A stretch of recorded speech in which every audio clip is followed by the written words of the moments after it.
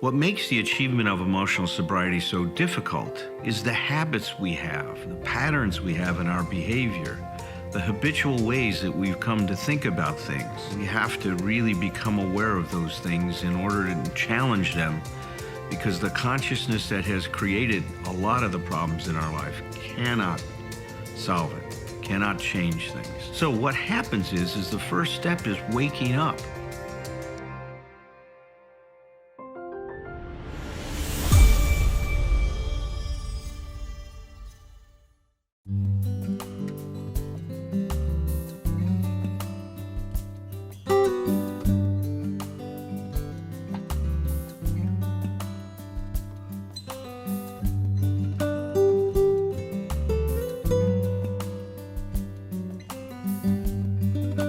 We've spent a considerable amount of time on step 8, haven't we?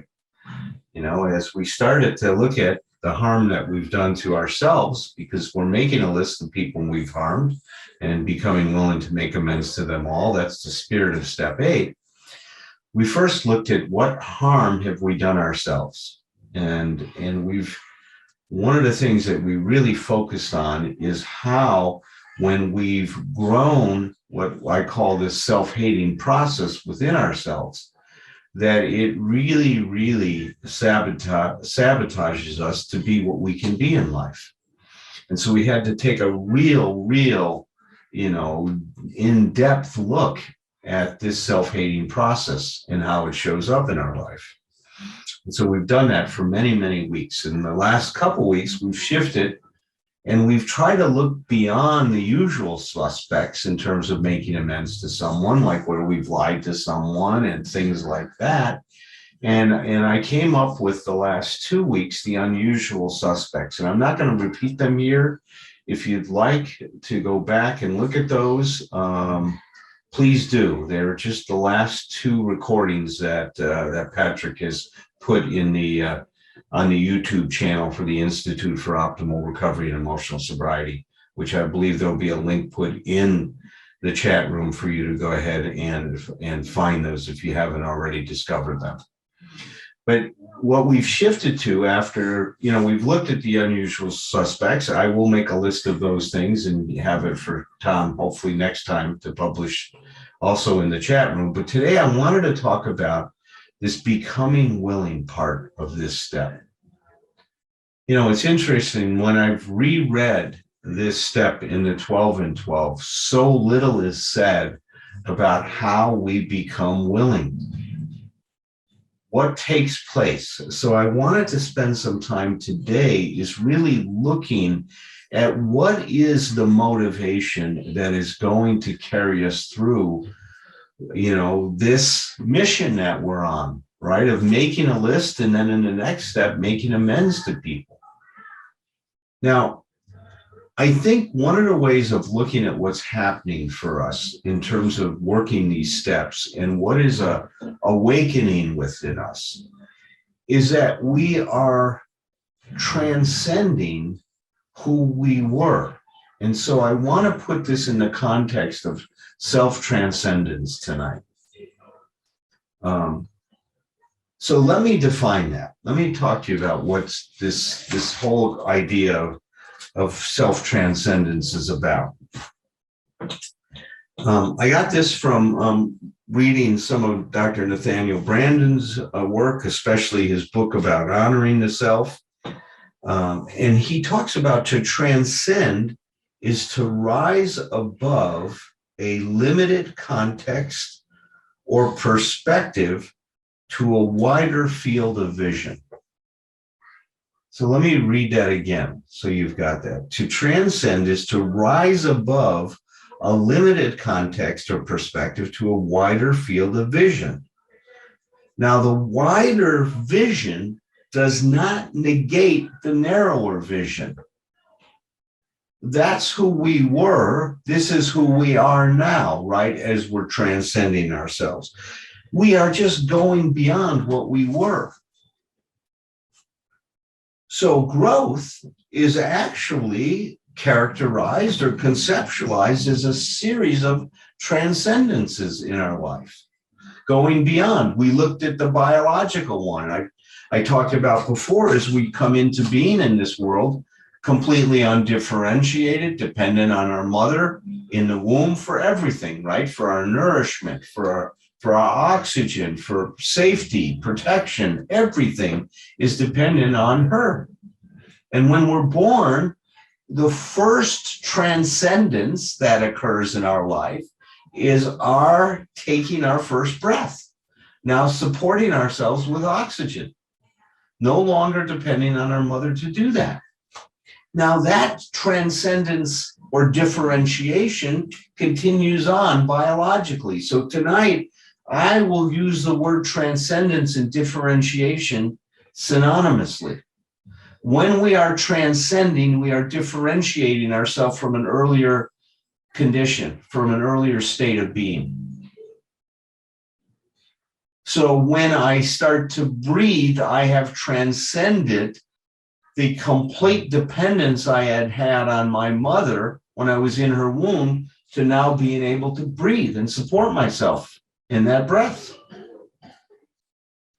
Well, psychologically, I mean, or another way to say it is that all of our growth can be described as a movement from one stage of development to a higher one. And we can see it biologically, as I've described, at one point being unable to walk to being able to walk. We transcend our crawling, and now we become bipedal. And instead of being on all fours, we're walking around on our feet. But what we're focusing on here specifically is our emotional development. Now, we can see that these stages of growth occur through all life. Intellectually, it happens. If you want to get a wonderful example of someone who studied these stages of growth intellectually, look at Piaget's work. I mean, it's phenomenal how our brains change and how we mature, and we go from having one ability where let's say that objects don't have constancy, meaning that if I have a pitcher of water and I pour that pitcher of water, it's got the same level of water, and I pour it in a big baking tin, or I put it in a vase, and I point to a child who's hasn't developed this ability to say, hey, that's the same, they're going to say there's more water in the vase than there is in that baking pan because it's lower. Now, at another stage of development, the child is going to say, hey, it's the same amount of water. You've just moved it in different containers, but the volume of that water remains the same. That's transcended from an earlier stage of intellectual development when we couldn't differentiate that. Now, emotionally, what emotional sobriety is about differentiating yourself emotionally. And one of the differentiation that takes place is we stop taking things personally. That we differentiate ourselves from other people, and we don't take what other people doing as a reflection of us and how they feel about us.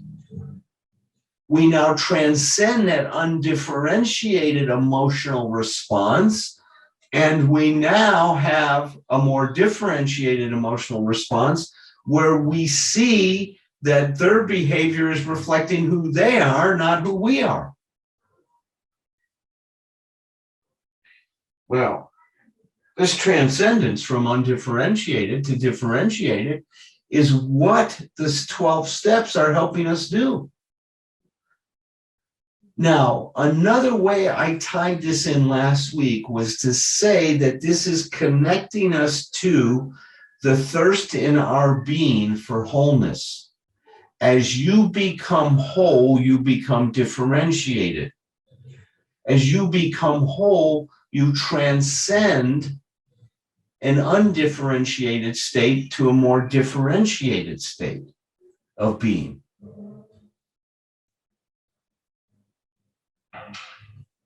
Now, all along, this shift in terms of being undifferentiated to differentiated is starting to unfold as we work these steps. Step 6 and 7 was pivoting towards us developing the best possible attitude we can have towards ourselves and towards others. And as we remember, we had to become willing, right? We were entirely ready to have our defects of character removed, which was step 6, right? And then humbly asked, God to remove our defects of character in step 7. So what is happening is we are getting in touch with a motivation that is moving me towards wholeness. That's what we are connecting us to.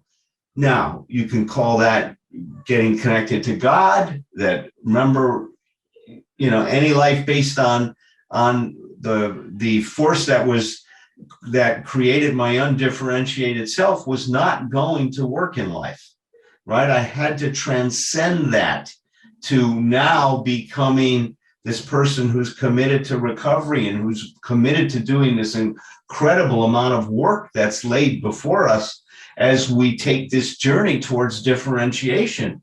And it's a substantial amount of work. Most people aren't going to go through this unless they are really grounded in a commitment to change themselves, which for many of us is first born from desperation and then, starts to transcend into, God, I just want to be the best that I can be in my life. My God, this stuff, I'm now, totally turned on by recovery. I don't need to do this because I'm afraid of what's going to happen. I want to do it because I'm excited about what's going to happen. That's the transcendence we had from where we started to where we are now. But now, as we approach this incredibly challenging task that's ahead of us in step 9, we're tasked with becoming willing. So what do we have to do? What part of us do we connect to? What happens as we do this? Well, as I said to you before, the motivation in us is really changing. We don't do things to see what it's going to do to other people, right? That's the more undifferentiated state where I do this to see if I do something for Kathy to see if she's going to like me. We're now differentiating from that more undifferentiated motivation to a motivation where I'm going to do this because this is who I want to be in my relationship with Kathy. I hope it's something that can be of value to her, but I'm going to do it because it's an important thing for me to do. Of course, I'm going to take her in mind because that's part of what we do as we differentiate it from this total focus on self to an awareness of self and others. We're aware of our behavior and how it impacts other people. And we're going to take that into account in terms of our behavior, not to the point where we lose ourselves, but we're aware of it. And we embrace that awareness. But I was reading today, and I wanted to read a little bit of this to you from Kevin Griffin's book, One Breath at a Time, Buddhism in the 12 Steps. And I just wanted to read what he wrote about the awakening from his perspective that happens with step 8 as we start to do step 8. He goes, as we make our amends list, opening deeply to the pain we've caused ourselves and others, our heart begins to soften. Now, that can only happen if you've transcended and become differentiated. Because a lot of times what happens to people when they're not gotten to that place is they open themselves to how they've hurt other people. What happens? The self-hating process takes over, and now we just recriminate ourselves. We hate ourselves. We're ashamed of what we've done. Our heart doesn't soften. It marshals up our defenses. So he's talking about a very, very differentiated person who's doing step 8. But I think it gives us some idea of what's possible. And that's why I wanted to share it with you. He goes, our heart begins to soften. The willingness to face pain, internally and externally, awakens love and compassion. The deepest veins of emotion start to reveal themselves in our heart. A sense of great sorrow can come over us, seeing how we, all of us, hurt each other and ourselves. We tap into the Buddhism first noble truth, the truth of life's pain. But we do it not from a place of fear or distaste, I would add, or disgust, but from a place of caring and kindness. From a motivation to be whole. I'm adding that, by the way, right? From a desire to be whole. There can be nothing more kind than to make yourself whole, nothing more compassionate than to become whole. Why do we call it holiness, right? When someone gets closer to God, holiness, right? We're becoming whole. The great sorrow can open into a spacious love and acceptance. Tears may come as we open the heart chakra, that part of us, physical in the center of our chest, beneath the sternum, emotionally and spiritually, from which love comes from and goes. After my first retreat in the desert, this happened to me. I cried every day for the next week, and the tears were cleansing, enriching, and fulfilling. When we spend years drinking and using, holding our feelings, covering over our feelings, wreaking havoc in the lives of everyone we know, running, always running, never coming home to our true self, we bury some essential parts of ourselves. We bury those parts alive. When through this process of opening, we touch again the truth of our heart's deepest craving for love, and what I would say our being's deepest craving for wholeness, something bursts forth, and often it flows in a river of tears. What a joy. So, the willingness to go forth and do what we need to do in step 9 comes from this deep desire to bring the best possible attitude that we can bring to our life and bring to the life of those around us. So, we now become a part of the solution instead of being the problem, right? We now become love, in Kevin's way of saying it. I say we bring empathy to where we had none. We bring wisdom to where all we had before was selfishness. We bring truth to where there was lies. And this is the commitment now we're making to ourselves and to who we're becoming. So when we connect to that, we may not be incredibly excited about doing what we have to do next, but we understand the importance of this step. And we embrace it with that level of willingness, that this is something that we really, really want to do because it's that important a step in our lives, interpreting that in terms of helping us achieve emotional sobriety and become what we can be. Another step towards our wholeness. So with that, I will open up the room and invite Roger and Tom to join me and comment on that. And then next week, we'll start on step 9. I love Kevin's book. I hope we post what that is in the chat, because it's a wonderful book. The 12 steps, the Buddhist 12 steps. It's wonderful. I would also recommend another book. And I'm not preaching any Christianity or Buddhism, either one, but Thich Nhat Hanh wrote a book called Living Buddha, Living Christ.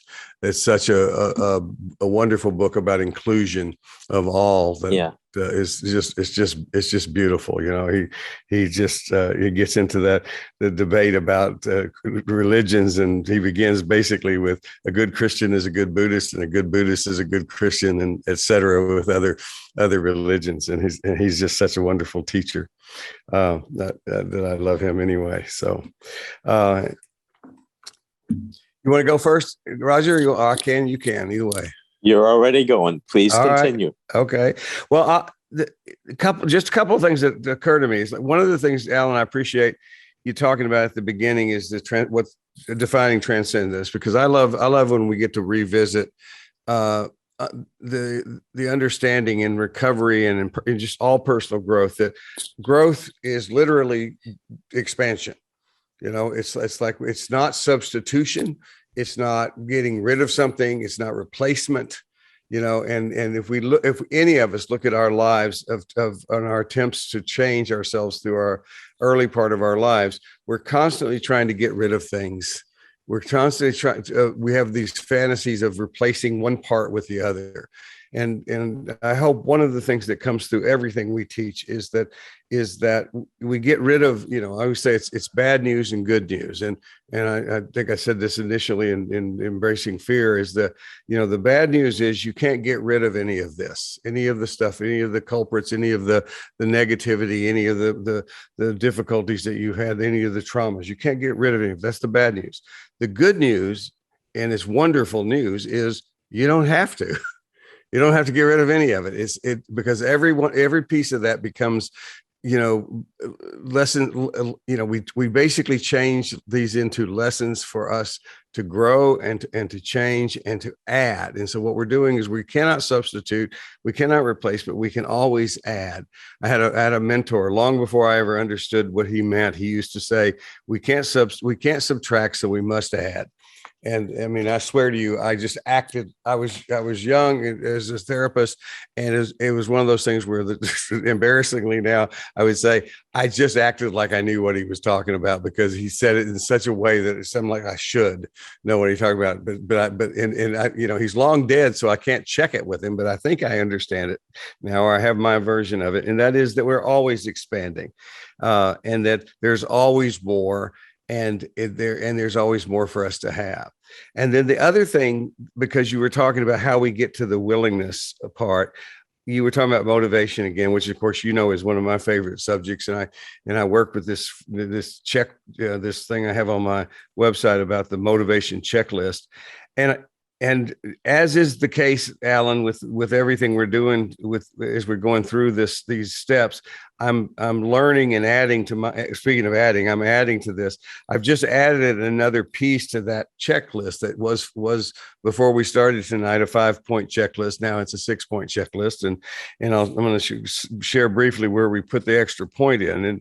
And because I talk about motivation a lot, because I think that it's very important that we get out of the habit of just thinking of motivation as an all or none thing. It's like, we'll say stuff like, well, I'm just not motivated, or he's just not motivated enough. And it's like, well, that's I think that's 90% of what we're working on when we're working on personal growth stuff, is motivation. So we need to understand, if the motivation isn't there, we need to know more specifically where we need to work on this.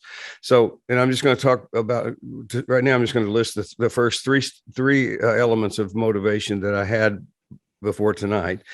First is dissatisfaction. You have to be dissatisfied with something. The second is desire for some change. And then the third is belief that change, for me in particular, is possible, where a lot of us break down. But I realized, as we're talking about the 8th step, in becoming willing, as we become more aware of how this kind of inventory of understanding how our self-hatred, how our self-negation has informed and helped create the ways that we've harmed other people, I realized the step that's missing is to get from the desire to change to belief that it's possible. I have to also come to understand specifically what change I want. And that's necessary for the motivation here, because just saying I believe I can change in general is not going to be enough.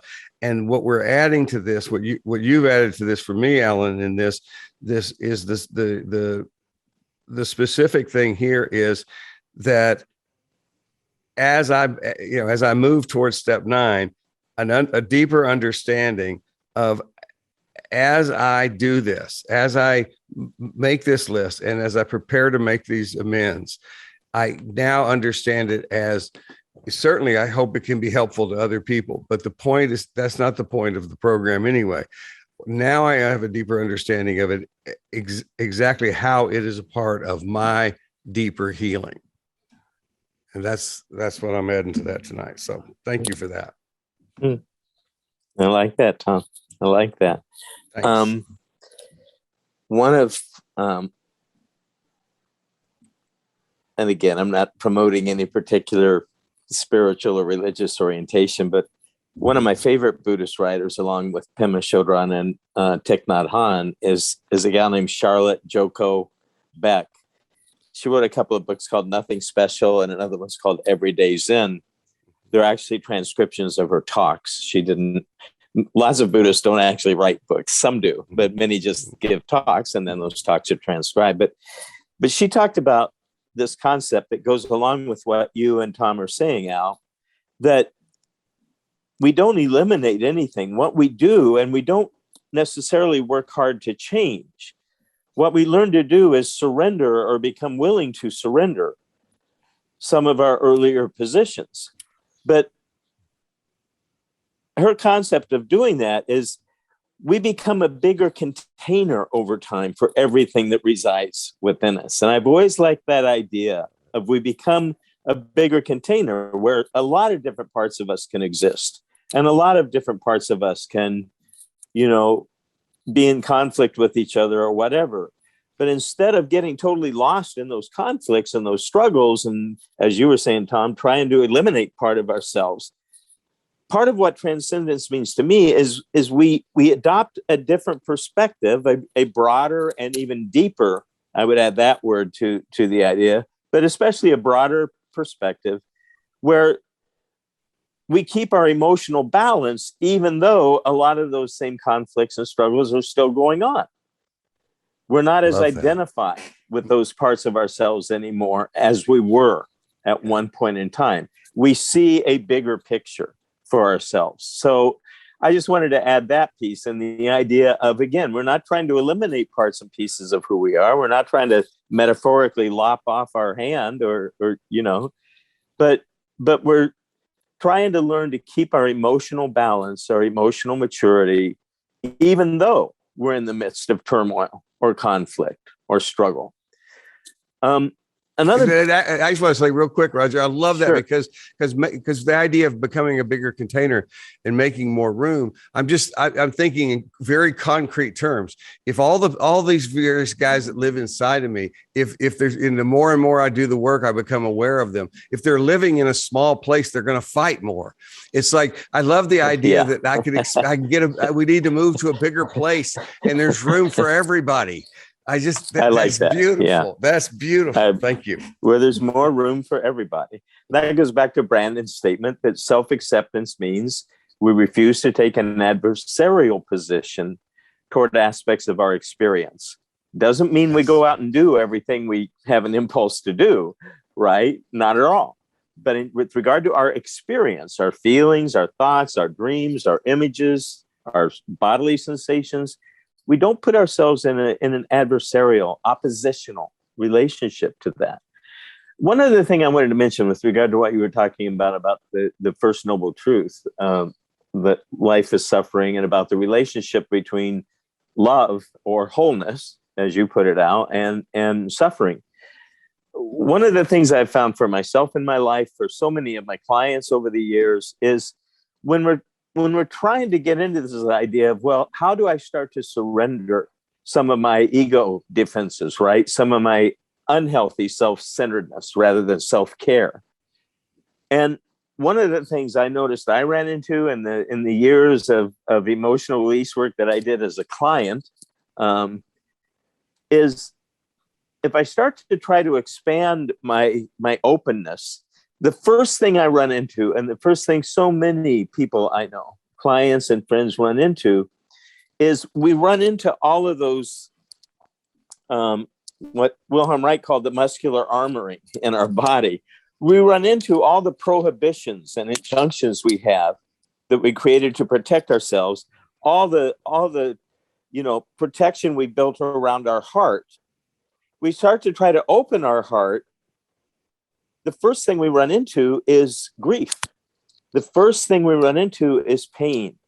For all the years we longed to feel more love and to feel more loved, but didn't know how, or very much was not available to us for whatever reasons. So what what a lot of us do, and what I still do at certain moments, but it's a process. We shut down at that point. We start to open up, and we start to soften our heart. I love that phrase. And sadness comes up, grief comes up. So depending on my rules still that I'm carrying about what feelings are okay and what feelings are not, a lot of us shut down at that point. And it's so important, I think, to have this idea in mind that if I can begin to enter that grief, and I can begin to let myself cry, and I can begin to talk and connect with others in my grief, that's the secret to allowing my ability and my capacity to love more deeply to grow within me. But if I stop myself because I bump into the pain of my old longing, the pain of, hurtful experiences and wounds that I've experienced in my life, and I shut down at that point, my capacity to love is going to be similarly limited. The guy I trained with in somatic therapy or body-oriented therapy back in the mid-70s, Chuck Kelly, he talked about paired feelings, about I used to think early on, well, what's the problem if I kind of shut down my rage and shut down my anxiety and shut down my grief? I don't like those feelings. I don't know anybody who does. But he pointed out that when we shut down those negative feelings, and he paired them up, if I shut down my sadness and my pain, I shut down my love at the same time. Actually more my pleasure or my happiness with sadness and pain. If I shut down my ability to feel and express resentment and anger, I shut down my ability to love. And if you think about it, nothing kills feelings of love faster than resentment, unexpressed resentment, right? And it's the same with trust and longing and so on. These feelings work in pairs, that if we shut down the quote unquote negative feeling in each pairing, we similarly shut down our capacity to feel the positive emotion, happiness, love, trust, fulfillment. So that's what I wanted to share tonight. So thanks for the opportunity, you guys. You're just bringing up a whole nother aspect of this stuff in terms of how we get to willing is by getting in touch with our unwillingness. That's a great way to say it. No, but there's nothing that's helped me become more willing as much as paying to becoming aware of and getting in contact with, because that's not easy either. All those areas of my life where I feel unwilling. That's really well put. So what's going to happen is that next week we're going to talk about working on that's the resistance to willingness. Yeah. And then we'll go to step 9 after that, because this cannot be ignored. Because if it was just a matter of me making up my mind to go in that direction, we would all go in that direction. It's not that easy, right? There's these other forces that are involved, and that's why, and that's where it becomes so important to start integrating some of this psychology into this whole thing. I hear a lot of people criticize the 12 steps, that they're old-fashioned. I can understand that criticism. They were written back in 1935. Some people that are agnostic have difficulty with the word God used in the steps. For me, I look at the process that's involved. The forces that the 12 steps generate are so powerful that I think they're ageless. There's this interesting phenomena that happens when you work the steps. They create a charge and then a discharge. The first step, we're powerless. Our life has become unmanageable. It creates this charge. We're in big trouble and we don't know what to do. And then step 2 comes along and it says we have hope. That charge, that existential crisis that we have is resolved. What's happening here is parallel to life. We charge ourselves when we breathe in. When we exhale, we discharge. That's the rhythm of life. And the way I love to think about the 12 steps, it's helping us get connected to the rhythm of life so we can learn how to show up in a good way.